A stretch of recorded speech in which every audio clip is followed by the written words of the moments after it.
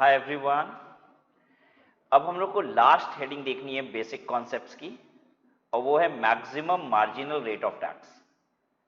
Maximum marginal rate of tax का मतलब होता है highest rate of tax applicable on an individual earning income in the highest slab.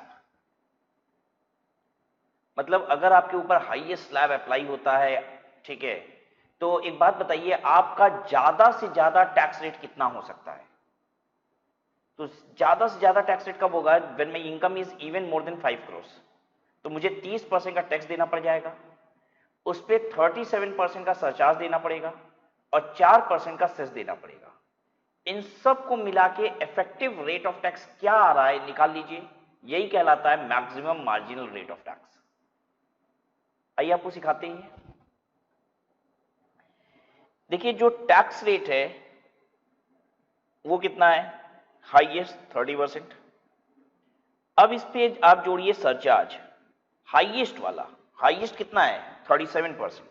तो आप कीजिए 30 का 37%, ठीक है। ये ऊपर 30 है ना, इसका 37% मुझे पे करना पड़ता है सरचार्ज, विच कम्स टू 11.1%।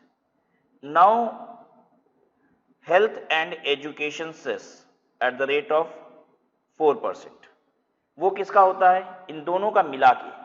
तो दिस इज 41.1%। अब 41.1% का हम 4% करेंगे, 41.1 इंटू 4%, 41.1 इंटू 4%, तो 1.644%। Now make the total, this is 42.744%। ये है maximum marginal rate of tax, ठीक है, with respect to relevant finance act.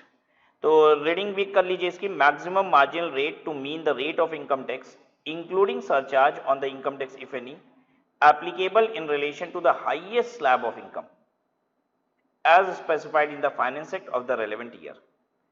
अच्छा, अब आप मुझसे ये भी पूछ सकते हैं, सर ये जो maximum marginal rate of tax है ये किसके लिए है? The person who is opting for section 115 BAC और not opting for. BAC opt करने वाले के लिए, नहीं ऑप्ट करने वाले के लिए। तो दोनों के लिए यही है। दोनों के लिए यही क्यों है? दोनों के लिए यही क्यों है? इसके पीछे कारण यह है कि हाईएस्ट टैक्स रेट दोनों ही स्लैब में, चाहे नया हो पुराना हो, टैक्स हाईएस्ट स्लैब क्या है? 30%, और हाईएस्ट सरचार्ज क्या है? 37%, right. And cess is common for all. तो इसलिए ये जो रेट होगा maximum marginal rate of tax for person opting for old slab और the person opting for new slab. So this brings an end to the chapter, and now we'll move on to MCQs.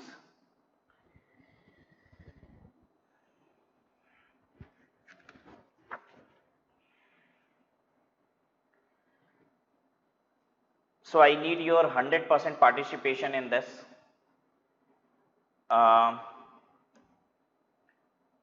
Let's start. So the basic source of income tax law is, before I give the answer, आप अपने answer दे दीजिए।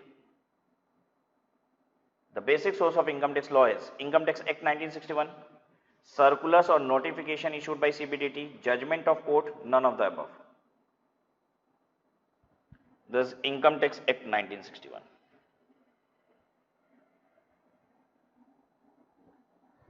ठीक है। Domestic company का मतलब क्या होता है? Domestic company means only an Indian company? नहीं, आपको कुछ सिखाया था, इंडियन कंपनी के अलावा फॉरेन कंपनी भी डोमेस्टिक कंपनी हो सकती हैं, कुछ कंडीशन बताई थी मैंने। बी देखो, only a foreign company which has made the prescribed arrangement for declaration payment of dividend in India. Only a foreign company, नहीं भाई, इंडियन कंपनी तो होती है, ओनली कैसे कह सकते हो? यहाँ ओनली कह रहा है। तीसरा पढ़ते हैं C, Indian company and a foreign company which has made the prescribed arrangement for declaration and payment of dividend in India। Indian company और फॉरेन कंपनी जिसने declaration payment of dividend in India का arrangement बना रखा है। फिर D कहता है both Indian company and foreign company which has और has not made the prescribed arrangement for declaration and payment of dividend in India. तो answer, correct answer is C. Third, the rates of income tax are mentioned in,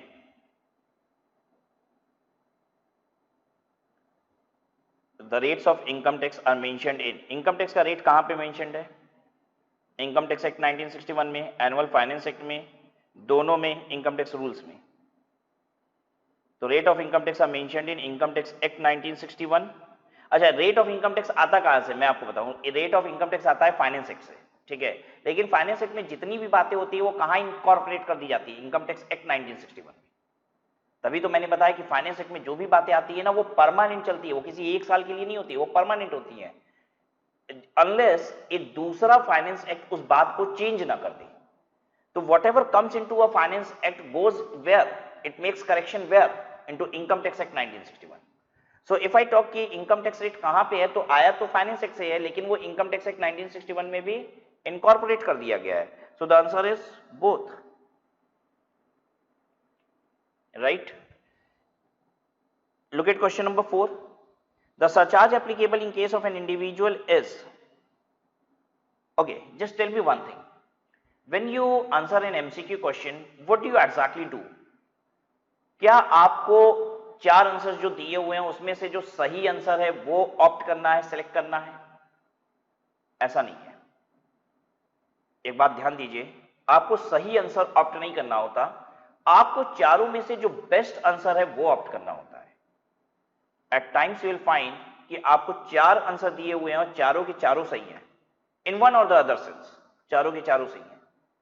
What are you going to opt as the correct answer? One which is best answer. चारों में से जो सबसे बेहतर दिखाई दे रहा है उसको सही कह दीजिए। अच्छा, कभी कभी ऐसा भी होता है कि if you check out all the 4 answers of the MCQ question, you will find कि चारों की चारों गलत है। अच्छा, अगर चारों की चारों गलत है तो फिर क्या करें? आंसर करें ही ना क्या? आंसर कीजिए।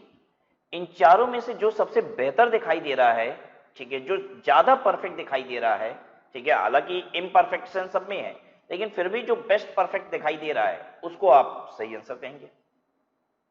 देखिए, surcharge applicable in case of an individual is 10% of tax payable if the total income exceeds 50 lakh but does not exceed 1 crore. सही कह रहा है क्या? हाँ, ये बात तो सही है। 10% of tax payable if the total income exceeds 1 crore. नहीं, ये वाली बात गलत है। 1 करोड़ एक्सीड करता है 15% हो जाता है। 15% of tax payable if total income exceeds 1 crore, ये सही है। फिर कह रहा है ए और सी दोनों सही है, तो ये ज्यादा सही है।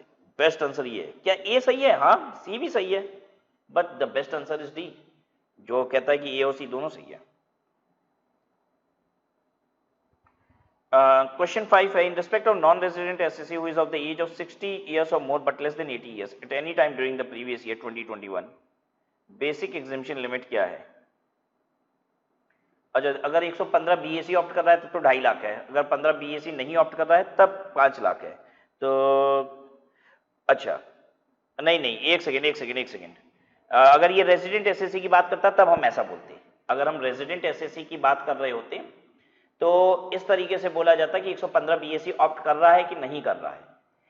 तो इस क्वेश्चन में तो 115 बीएससी की बात दी नहीं है कि ऑप्ट कर रहा है कि नहीं, लेकिन जरूरत भी नहीं है।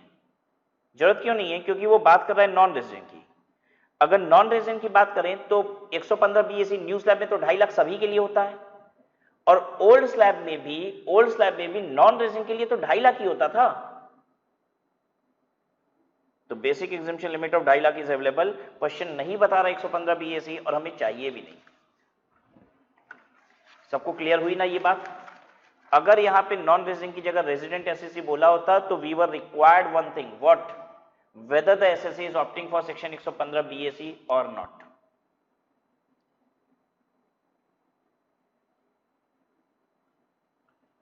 The rate of tax applicable to a domestic company for assessment year 21-22 where turnover of gross receipt do not exceed 400 crore during the previous year 18-19 is, previous year 18-19, तो 20-21 में टैक्स रेट डोमेस्टिक कंपनी का क्या होगा? Previous year 20-21 यानी assessment year 21-22 में tax rate क्या होगा? 25%. The surcharge applicable to a domestic company for assessment year 21-22 is, देखो पढ़ लो आप आराम से। डोमेस्टिक कंपनी का सरचार्ज रेट जो होता है वो 7% होता है अगर 1 करोड़ से ज्यादा इनकम हो, और अगर 10 करोड़ से ज्यादा हो तो 12% होता है। ऐसा कहां लिखा हुआ है? चेक कर लीजिए।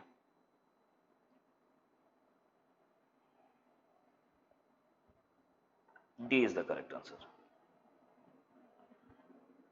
हालांकि मैं बहुत जल्दी आंसर दे रहा हूं, मुझे लगता है कि थोड़ा सा मुझे आपके लिए वेट करना चाहिए ताकि आप भी प्लान कर पाए आंसर को। The surcharge applicable to a foreign company for AY 21-22 is, चलिए दिया समय आपको, चेक करिए।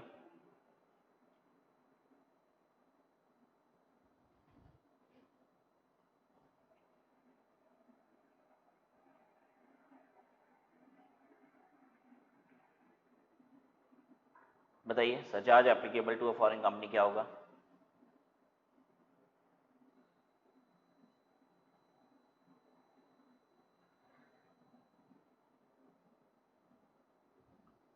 ए तो गलत है, बी भी गलत है, सी कह रहा है 1 करोड़ के ऊपर 2% और 10 करोड़ के ऊपर 5%, ये सही है, 2 और 5% होता है। फर्म का टैक्स रेट क्या है? 30% है, दुनिया जानती है। Where the total income of an artificial judicial person is 3,10,000,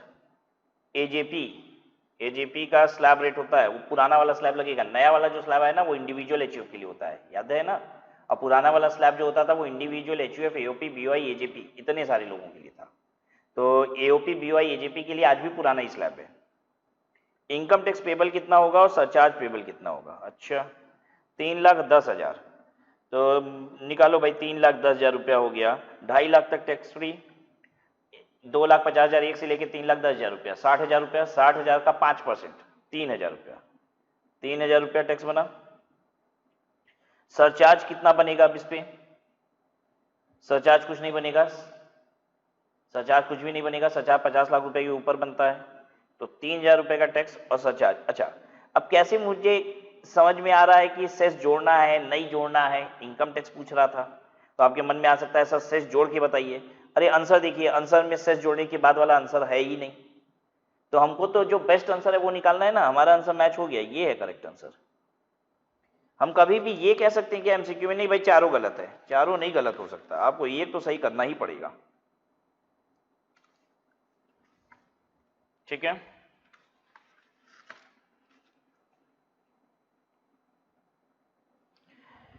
चलिए कुछ टैक्स कंप्यूटेशन करते हैं अब आपके साथ हम।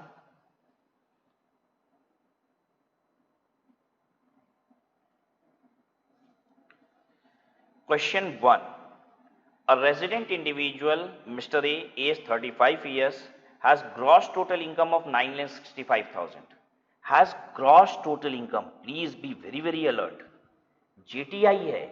क्या हम ग्रॉस टोटल इनकम पे टैक्स कंप्यूट कर सकते हैं? नहीं, हम तो टोटल इनकम पे टैक्स कंप्यूट करते हैं, यानी अभी आपको चैप्टर 6A का डिडक्शन लेना है।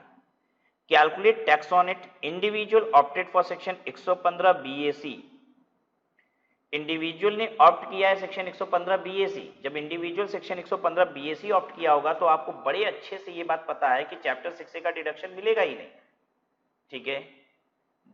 बस गिने चुने 1-2 सेक्शंस हैं जिन जो आपको मिल जाते हैं, और यहाँ पे ऐसी कोई बात भी इंफॉर्मेशन भी नहीं दे रहा है कि वो सेक्शन एप्लीकेबल है भी कि नहीं इसके। यानी gross total income will obviously become what? Total income, deduction तो मिलनी नहीं है इसे, ठीक है? 115 BAC ऑप्ट कर रहा है। चलिए कैलकुलेट करते हैं। आंसर 1,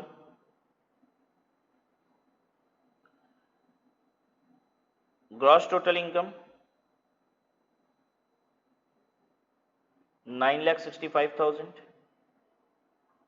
लेस डिडक्शन, लिखिए नॉट अवेलेबल,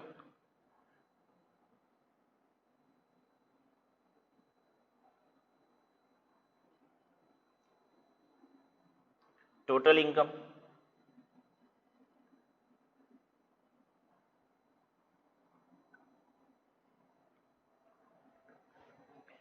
अब उसके बाद कंप्यूटेशन ऑफ टैक्स,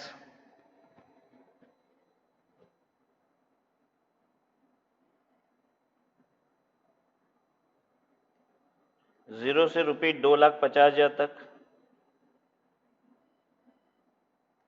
नील, रुपये 2,50,000 1 रुपए से रुपये 5 लाख तक eight the rate of 5%, 12,500,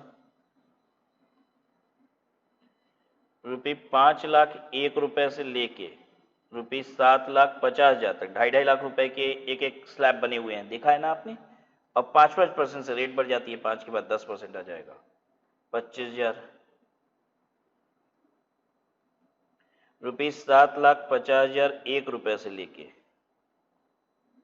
₹9,65,000 at the rate of 15%, 32,250, total आएगा 69,750 plus health and education cess at the rate of 4%। लगाइए, 4% निकालिए।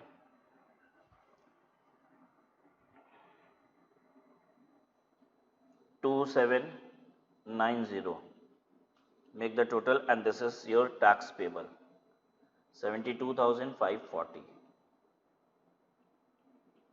हम लोग को 288 ए और 288 बी का भी ध्यान देना होगा, राउंडिंग ऑफ इनकम और राउंडिंग ऑफ टैक्स, यहां जरूरत नहीं पड़ी मुझे, ठीक है।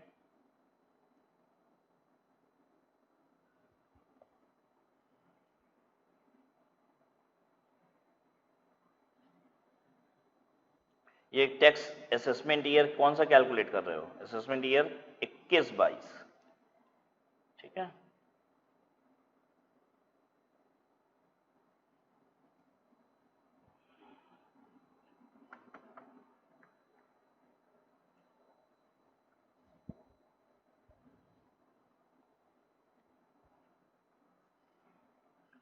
क्वेश्चन 2 देखिए, calculate tax payable when Mr. X was born in 1985 having to income of 5,56,240। Mr. X opted for section 115 BAC, वाह बड़ी सुंदर बात है। हैविंग इनकम ऑफ 5,56,240, ठीक है। इनकम बोल रहा है, ना तो जीटीआई बोल रहा है ना टीआई बोल रहा है, मतलब ना तो ग्रॉस टोटल इनकम बोल रहा है ना टोटल इनकम बोल रहा है। अगर सिर्फ टोटल इनकम लिख दे तो हम इसका मतलब क्या मानेंगे, तो आप नोट कीजिए, हम इसका मतलब टीआई मानेंगे। क्या मानेंगे आप हमेशा, टोटल इनकम। निकालिए, 5,56,240 रुपए की इनकम पे टैक्स कितना बनेगा, उसने 115 बीएसी ऑप्ट किया है, तो कब पैदा हुआ था इससे मतलब है इररिलेवेंट इंफॉर्मेशन है, क्योंकि सभी के लिए 2.5 लाख वाली स्लैब चलती है।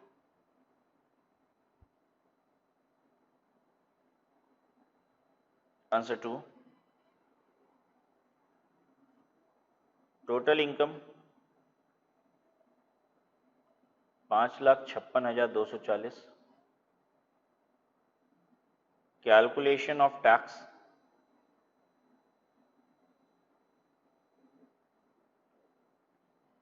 0 से ₹2,50,000 तक नील, ₹2,50,001 से ₹5 लाख तक एट द रेट ऑफ 5%, 12,500। फिर ₹5,01,000 से ₹5,56,240 तक eight the rate of 10%, 5624। Total कर लीजिए 18,124 रुपया।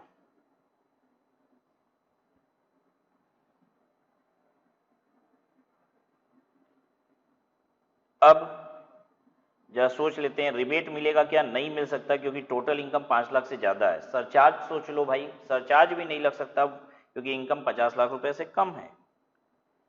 तो अब इसमें सिर्फ एक ही चीज रह गई, health and education cess at the rate of 4%।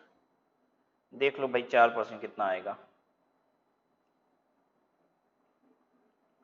725 रुपया।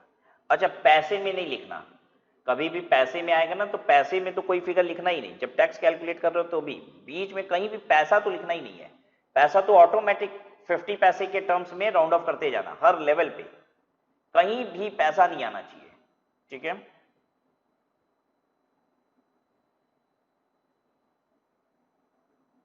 कितना हो गया ये, 18,849 रुपए। जो गया टैक्स पेबल। लेकिन 49 हो सकता है क्या टैक्स पेबल? नहीं, राउंड ऑफ करके 50 पहुंचाना होगा इसको। हम लिखेंगे टैक्स पेबल ब्रैकेट में rounded off under section 288B 18,850 रुपए।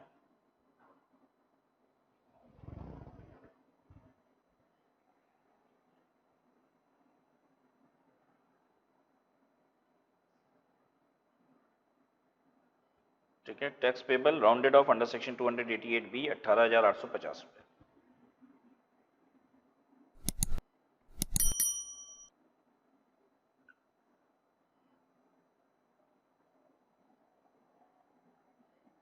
फिर देखिए question 3, Mrs X resident women born in 1941, taxable income इतनी, she did not opt for 115 BAC। अब क्या करें? एक डेट याद कराई गई थी ना आपको, याद है कुछ?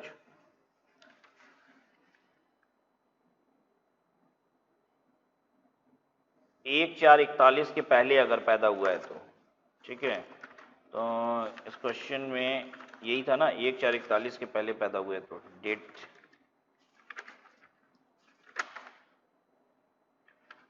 इसको एक काम करो 42 कर लो, क्योंकि डेट पूरी होनी चाहिए तो ठीक है, 42 में पैदा हुआ है। अगर रेजिडेंट वीमेन है, बॉर्न इन 1942 है, ठीक है,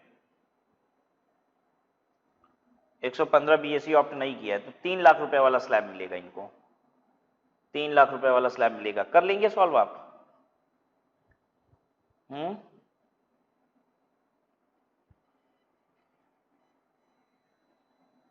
मुझे पक्की उम्मीद है आप कर लेंगे, ठीक है। और सॉल्यूशन की अगर आपको जरूरत पड़े ना इसकी, तो आप इसको 2 जगह से डाउनलोड कर सकते हैं।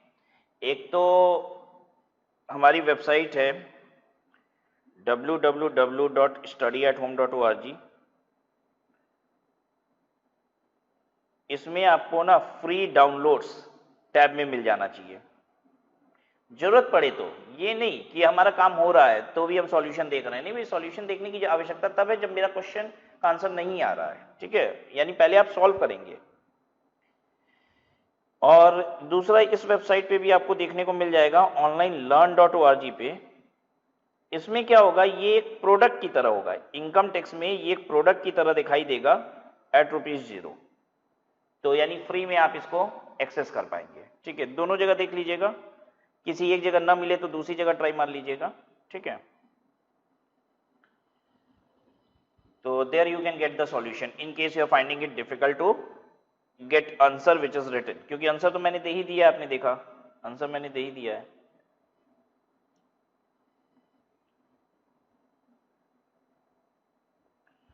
Okay. Calculate tax payable by a firm having taxable income of 1,39,05,624। Firm की इनकम तो फ्लैट निकलती है ना भाई, ठीक है, निकाल देता हूं आपके लिए।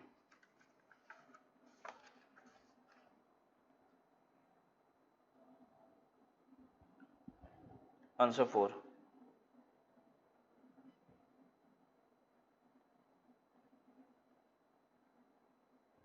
टोटल इनकम 1,39,05,624, ठीक है।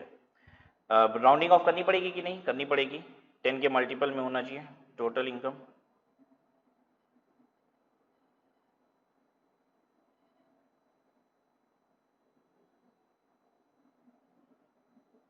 $1,39,05,620, ठीक है। Tax on it at the rate of 30%, flat 30% tax लगता है।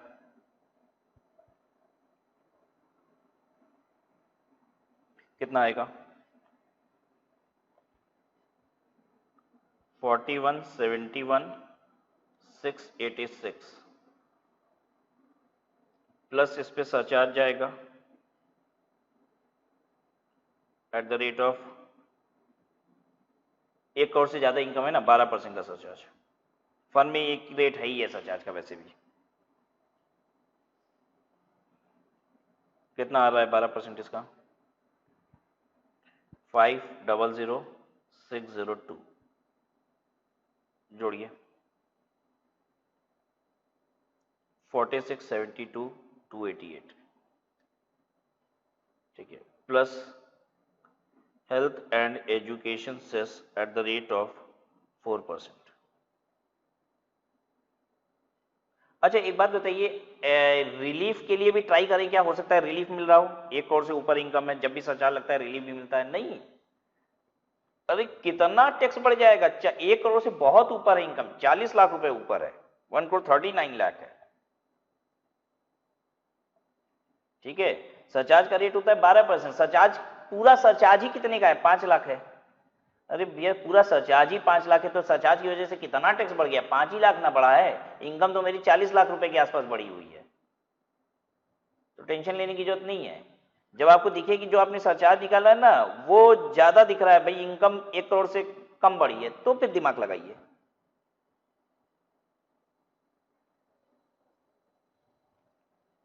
ठीक है, ये बहुत दूर भी है, 1 करोड़ के नजदीक होता तो हम पक्का चेक करते, 1 करोड़ के नजदीक होता तो हम पक्का चेक करते, ठीक है। 1 करोड़ 5 लाख 6 लाख तक भी होता तो भी हम एक बार चेक कर लेते। हेल्थ एंड एजुकेशन से 4% के हिसाब से कितना हुआ? 1,86,892, तो 48, 59, 180। This is tax payable.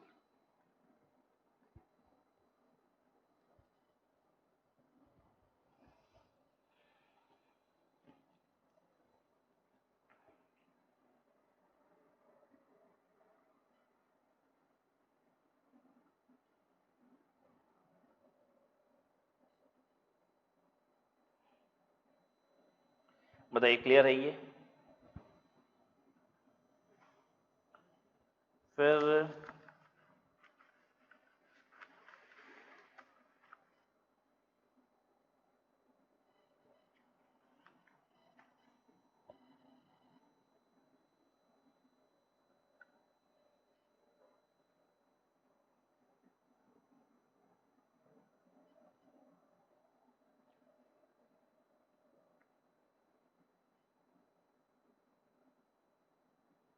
फिर कहता है कि क्वेश्चन 5, रमेश एक रेजिडेंट इंडिविजुअल है, इनकम इसकी 2,68,000 है, तो बेसिकली देखिए 268 है ना, तो 5 लाख से कम है तो रिबेट मिल जाएगा पूरा पूरा जितना टैक्स आएगा, तो टैक्स फाइनली निल हो जाएगा इसका। फिर एक इंडियन कंपनी की इनकम इतनी है और 18-19 में 400 करोड़ से टर्नओवर कम था, तो 25% पे निकाल दीजिएगा, बिल्कुल जैसे फर्म के लिए निकाले हो ना यहाँ पे क्वेश्चन 4 में, वैसे ही 25% पे निकाल दीजिए कंपनी के लिए। सरचार्ज कितना जोड़ोगे बोलो? 6वें क्वेश्चन में सरचार्ज कितना जोड़ोगे? 7% सरचार्ज जोड़ना, 25% ये टैक्स और 7% सरचार्ज, 1 करोड़ के ऊपर 7% होता है।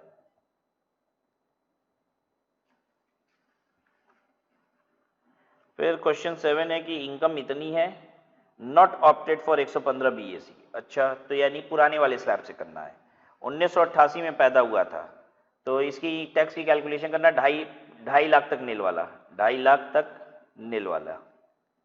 1943 में पैदा हुआ है तो 3 लाख तक नील वाला, 1961 के पहले वाला हो गया। 32 में पैदा हुआ है तो आपको क्या करना पड़ेगा? 5 लाख तक नील वाला, ये स्लैब लगा के सॉल्व करेंगे। नॉन रेजिडेंट है, 40 में पैदा हुआ है तो भी 2.5 लाख नील वाला। समझ गए ना कि स्लैब ही तो जानना है कि 2.5 लाख 3 लाख 5 लाख कौन सा लगेगा, उसके आगे तो मालूम ही है टैक्स रेट कैलकुलेट करना, और फाइनल टैक्स क्या आएगा ये आपके सामने है। तो I hope you will be able to do this also, right. तो चलिए एक काम करते हैं, will stop this class over here and I hope you learned how to calculate taxes. You did MCQ properly. So such kind of small questions from basic concept chapter can be expected even in examination. Right, we'll stop here.